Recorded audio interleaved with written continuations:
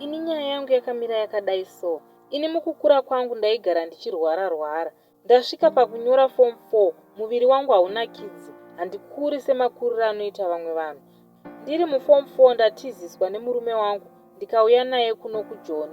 Saka chainetsa ndaigara ndichirwara. Apa murume uyu aishanda, ndobva basa rapera. Inini kubva kudhara baba vangu murume uyu vakanga vasingamudi. Saka ini nemurume wangu taigara tichirovana. Apa murume wangu anga achindida, ndikafona kumusha kuti ndarohwa nemurume kuno baba, vaigona kutumira mari kuti uya kumba. Saka ini ndakasvika pakuvenga murume wangu ndikati handichamudi, ndobva ndamusiya. Ndikatowanikwa nemumwe uye akabva andiwana, anga achishanda bhoo. Ndobva basa rapera. Izvezvi tiri kutambura, hatina kana pakutangira. Kana tikabata mari inongotsakatika isina chayaita. Apa mbereko inoramba. Apa ndinogara ndichivaviwa kumusana. Kana ndikazvisecha ndinongobata kumba kwangu. Kana uri munyama handitauri. Hapana pandinoonewa kuti ndiri munhu vanhu vaMwari.